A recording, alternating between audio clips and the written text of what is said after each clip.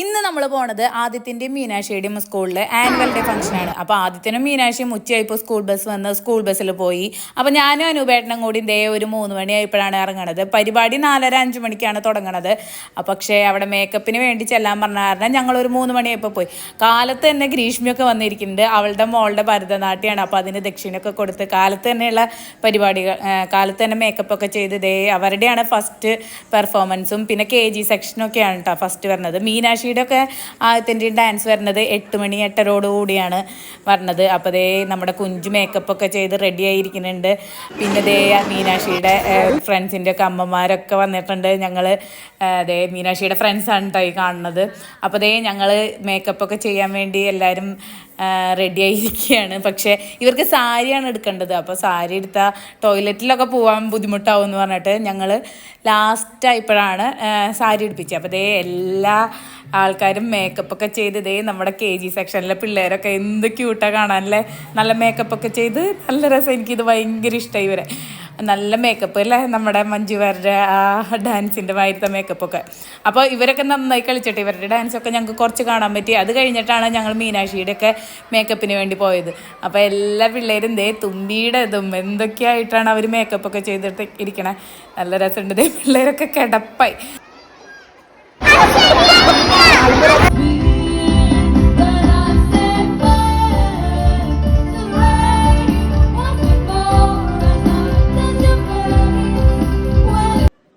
അപ്പോൾ ദേ ആദ്യം തന്നെ ദേ നമ്മുടെ വെസ്റ്റേൺ മ്യൂസിക്കൊക്കെ അവിടെ നടന്നുകൊണ്ടിരിക്കുന്നുണ്ടായിരുന്നു. ദേ അത് കഴിഞ്ഞ് ദേ ഞങ്ങൾ പരിപാടിയൊക്കെ കുറച്ച് കണ്ടു കഴിഞ്ഞ് ദേ ഞങ്ങൾ മേക്കപ്പിന് വേണ്ടി വന്നു.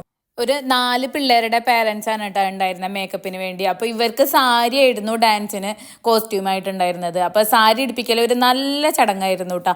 അതിലൊരാൾക്ക് മാത്രമാണ് ഈ രീതിയിൽ സാരി എടുക്കാൻ അറിയണ്ടായിരുന്നുള്ളൂ. അപ്പം ഞങ്ങൾ ഫ്ലീറ്റൊക്കെ എടുത്ത് സഹായിക്കുന്നുണ്ടായിരുന്നു. അത് കഴിഞ്ഞ് തലമുടിക്കെട്ട് മേക്കപ്പ് എല്ലാവരും നല്ല പാടായിരുന്നു. അപ്പോൾ അതേ ഓരോരുത്തരെയായിട്ട് സാരി എടുപ്പിച്ചുകൊണ്ടിരിക്കുകയാണ്.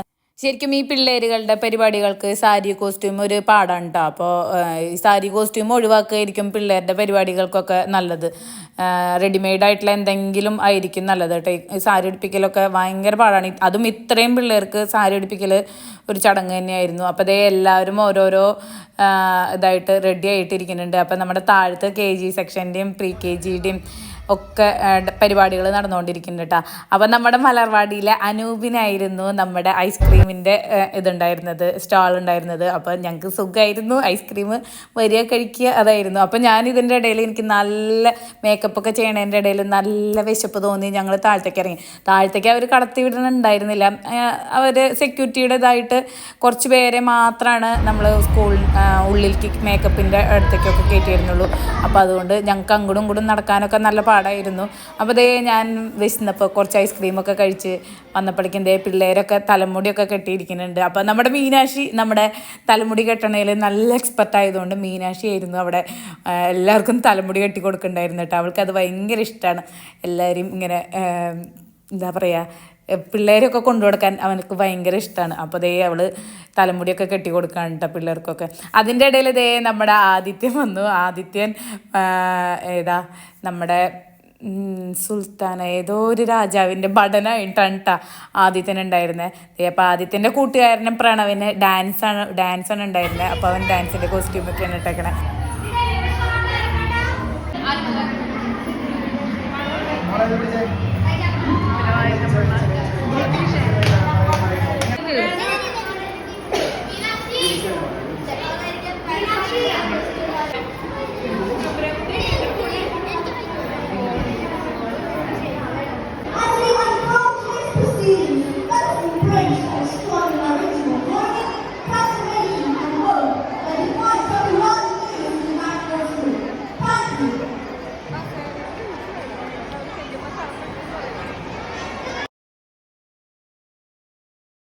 അങ്ങനെ കുട്ടികളെയൊക്കെ സാരിയൊക്കെ ഇടിപ്പിച്ച് അവരുടെ മേക്കപ്പൊക്കെ ഏകദേശം റെഡി ആയതിന് ശേഷം ഞങ്ങൾ ദേ താഴത്തേക്ക് ഇറങ്ങാൻ കേട്ടോ. അവിടെ ദേ ഗംഭീര പരിപാടികളൊക്കെ നടന്നുകൊണ്ടിരിക്കുകയാണ്. ഇപ്പം അവാർഡ് ഡിസ്ട്രിബ്യൂഷനായിട്ടോ നടക്കണത്. ദേ നമ്മുടെ ഫുഡ് കോർട്ടാണ് കാണുന്നത്. നല്ല തിരക്കായിരുന്നു കേട്ടോ. അപ്പോൾ ദേ ഞങ്ങൾ താഴത്ത് പോയി അവിടെ ഇരുന്ന് പ്രോഗ്രാംസ് കാണാൻ പോവുകയാണ്.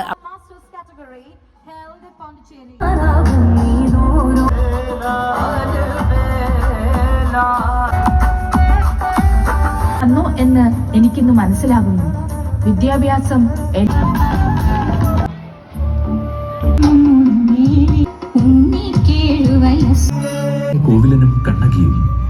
ഒരു നിസ്സഹായ അവസ്ഥയിൽ രത്നങ്ങൾ നിറച്ച അവളുടെ കാൽച്ചിലമ്പ് വിൽക്കുവാൻ നിർബന്ധിതരാകുന്നു. പക്ഷേ വിധിവിള